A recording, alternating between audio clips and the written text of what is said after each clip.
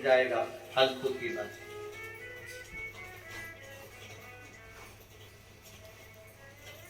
जन्मेजय की कथा कर रही है। राजा परीक्षित का पुत्र जन्मेजय वेदव्यास जी के सामने जाके बैठ गया। वेदव्यास जी को दंडवत प्रणाम करा जन्मेजय, और वेदव्यास जी को प्रणाम कर कर वेदव्यास जी से कहा कि मुझे एक बात समझ में नहीं आई गुरुजी। वेदव्यास जी ने पूछा कौन सी बात? भगवान कृष्ण थे, आप वेदव्यास जी थे, गुरु द्रोणाचार्य थे, भीष्म पितामह थे, इतने बड़े बड़े संत साधु सन्यासी तपस्वी साधक और बड़े बड़े भविष्य के वक्ता जो दूसरे का भाग्य देखकर बता दे, इतने बड़े बड़े भविष्य के वक्ता बैठे थे, उसके बाद भी पांडवों का और कौरवों का युद्ध हो गया। आपने वो युद्ध टाला नहीं, आपने वो युद्ध समाप्त नहीं किया। इतने बड़े बड़े भविष्य के वक्ता बैठे हुए थे, इतने बड़े बड़े गुरुजन बैठे हुए थे। अगर कौरव और पांडवों के उस समय को तुम टाल देते, उस समय को अगर समाप्त कर देते तो युद्ध होता। इतना बोलने के बाद में वेदव्यास जी ने कहा जो भाग्य में लिखा है वो तो होता है, विधि का विधान कोई नहीं टाल सकता। इतने में जन्मेजय, परीक्षित के पुत्र जन्मेजय ने कहा कैसे नहीं टाल सकता? अगर मैं होता ना तो मेरा पुरुषार्थ आप देखते, और मेरे पुरुषार्थ को देखते तो मैं ये युद्ध टाल सकता था, मैं युद्ध होने नहीं देता। बहुत सावधानी से सुनना अष्टविनायक शिव पुराण की कथा। मैं होता तो इस युद्ध को नहीं होने देता, मैं होता तो ये सारा युद्ध टल जाता।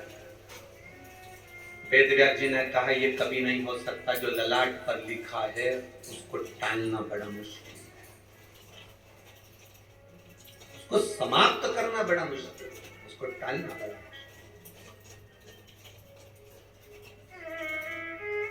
जन्मेजय ने कहा ऐसा नहीं हो सकता, अगर मैं होता ना उस समय पर मैं सब निपट लेता, युद्ध नहीं होने देता। मैं पक्का कह रहा हूं इतने लोग नहीं मरते, और तुम इतने बड़े बड़े संत बैठे थे, इतने बड़े बड़े गुरु बैठे थे, तो तुम युद्ध नहीं टाल सकते।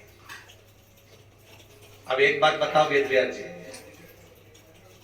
वेदव्यास जी आप भविष्यवक्ता हो ना, मेरे भविष्य की कोई बात बताओ जिसको मैं टाल कर बता सकता। वेदव्यास जी ने कहा चलो ठीक है, टाल कर बताओ।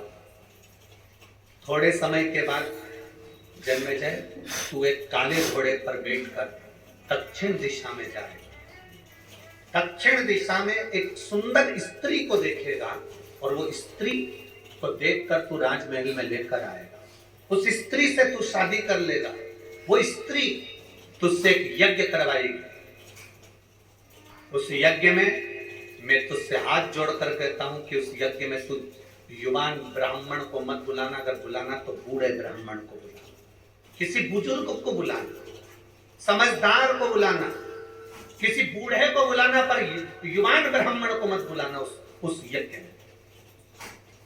पर मैं जानता हूं जन्मेजय, तो उस यज्ञ में तेरी पत्नी के कहने से, उस सुंदर स्त्री के कहने से तू युवान ब्राह्मण को बुलाएगा, और युवान ब्राह्मण का प्राण दंड तू देगा, उस ब्राह्मण की हत्या का कारण तू बनेगा, और आखिरी में तेरे माथे पर ब्राह्मण हत्या लगेगी, और तुझे कोढ़ का रोग हो जाएगा, और तू कोढ़ी हो जाएगा, और बाद में उसी कोढ़ से तू मर जाएगा।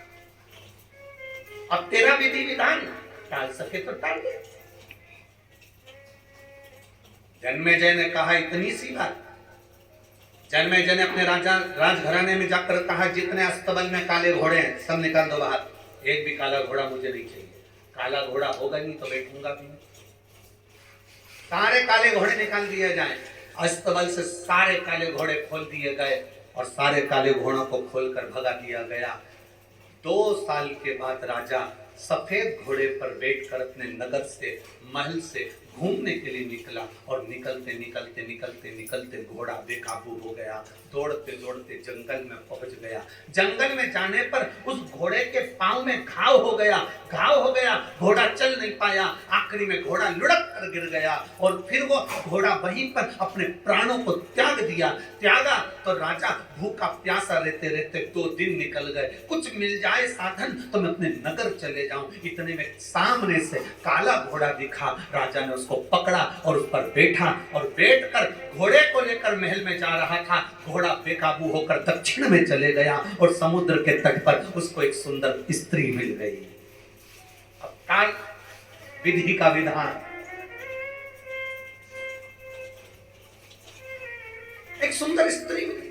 स्त्री को ले गया अपने नगर। उसकी सुंदरता देखकर उसने शादी कर ली। स्त्री ने कहा पर एक यज्ञ करते हैं। इसने मान लिया। यज्ञ प्रारंभ हुआ